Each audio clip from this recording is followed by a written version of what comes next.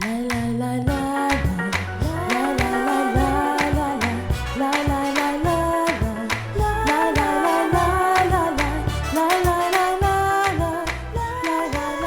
à toutes et à tous. Pour ce mercredi, pour cette halte spirituelle, je voudrais m'adresser à vous dans la plus grande simplicité. Évidemment, je suis chez moi, comme tout un chacun. Il se trouve qu'à l'aumônerie universitaire, cette année, l'un de nos projets phares était d'encourager les étudiants et les jeunes adultes à se retrouver chez eux, justement chez eux, en petits groupes pour former des cellules de maison où il serait possible de partager l'évangile, de vivre une vie fraternelle, d'être en lien les uns avec les autres à une petite échelle, se portant les uns les autres et partageant aussi l'évangile. Ça, c'était l'ambition des frates. Cette ambition n'a pas passé. Elle est mise en suspens. Je pense qu'elle travaille beaucoup dans les cœurs en ce moment. Elle reviendra pour être sur le devant de la scène, j'en suis sûr, bientôt. Alors aujourd'hui, j'aimerais simplement ouvrir avec vous ce livre qui avait été produit pour l'occasion. Il en existe évidemment bien d'autres. Celui-là, c'est celui que l'aumônerie a mis au point. Et vous partagez un des textes bibliques qui s'y trouve, qui a été intitulé « De la tristesse à la joie », qui est un texte de l'évangile de Jean au chapitre 16, les versets 16 à 22. Et en faisant cette lecture, j'espère qu'elle pourra vous rejoindre là où vous êtes et dans la situation que vous connaissez.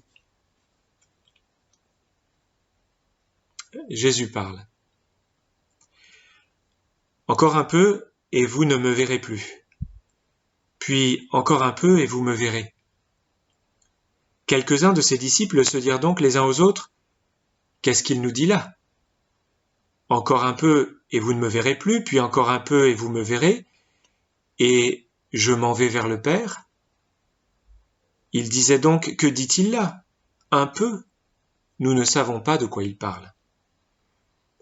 Sachant qu'ils voulaient l'interroger, Jésus leur dit: vous débattez entre vous de ce que j'ai dit, encore un peu et vous ne me verrez plus, puis encore un peu et vous me verrez. Amen, amen, je vous le dis, vous pleurerez et vous vous lamenterez, tandis que le monde se réjouira. Vous serez triste, mais votre tristesse se changera en joie. La femme, lorsqu'elle accouche, a de la tristesse parce que son heure est venue. Mais quand elle a donné le jour à l'enfant, elle ne se souvient plus de la détresse, tant elle a de joie qu'un homme soit venu au monde. Ainsi, vous maintenant vous éprouvez de la tristesse, mais je vous reverrai. Votre cœur se réjouira, et personne ne vous enlèvera votre joie. Voilà le texte biblique.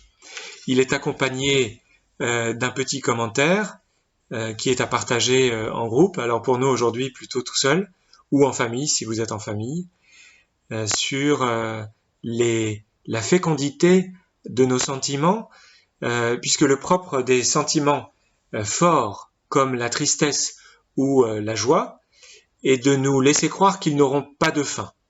Ce qu'on croit aussi volontiers d'un certain confinement, n'est-ce pas? La tristesse fait entrer dans un tunnel sans issue apparente, et la joie conduit à un degré d'excitation qui facilement nous transporte et nous fait oublier le temps.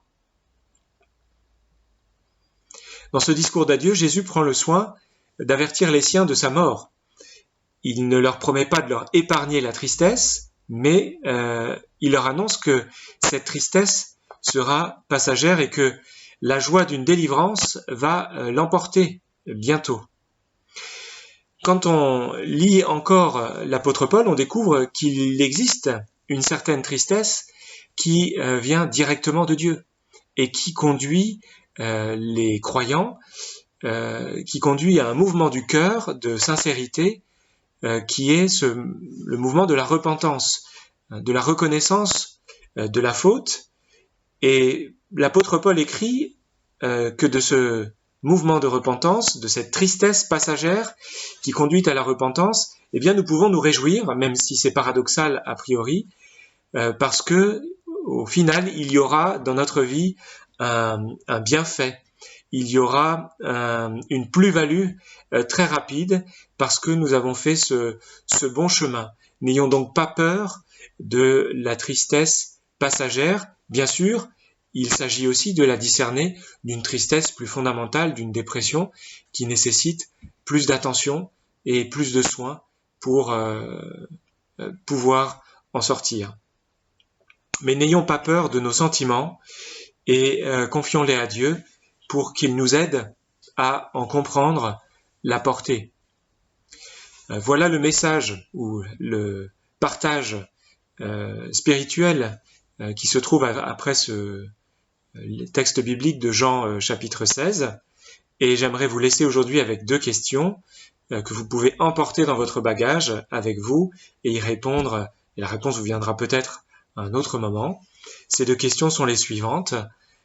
Certains sentiments, certaines situations nous amènent à nous figer, à être dans une sorte de sidération et finissent par prendre le dessus sur nous. Alors déjà, est-ce que nous pouvons les nommer? C'est la première question.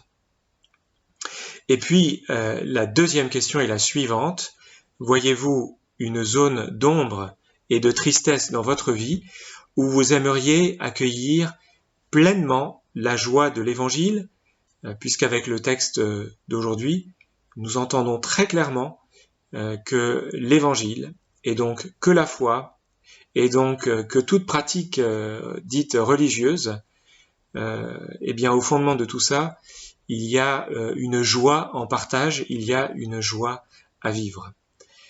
Alors voyez-vous une zone d'ombre où vous aimeriez accueillir pleinement cette joie de l'Évangile. Voilà, chers amis, le petit partage du jour, encore une fois dans la plus grande simplicité, que j'aimerais poursuivre et terminer avec ces mots qui sont ceux de Martin Luther, et c'est le texte d'une prière qui, je l'espère aussi, vous rejoindra et vous parlera. Prions ensemble. Mon Dieu, je suis sûr que tu es vrai et que tu ne mens jamais. Permets que je demeure ferme dans la foi et que je ne cède pas au doute, non parce que ma prière est bonne, mais parce que toi tu es la vérité. Mon Père, encourage et fortifie par ta sainte parole l'homme faible que je suis. J'ai souvent de la peine à accepter ta volonté pour moi. Donne-moi la force d'être obéissant pour ne pas succomber à la tristesse. Enseigne-moi, ô Père, à ne pas me confiner en moi-même ou en mes belles entreprises, mais à tout attendre de ton infatigable bonté, que la tristesse de vivre, souvent en désaccord avec ta volonté, ne me submerge pas, mais plutôt que ta miséricorde s'étende à toute ma vie et la fertilise. Amen. Que le Seigneur nous bénisse et qu'il nous garde, que par son esprit il nous aide à discerner dans tout ce qui nous agite, ce qui vient de lui et ce qui rendra notre vie féconde.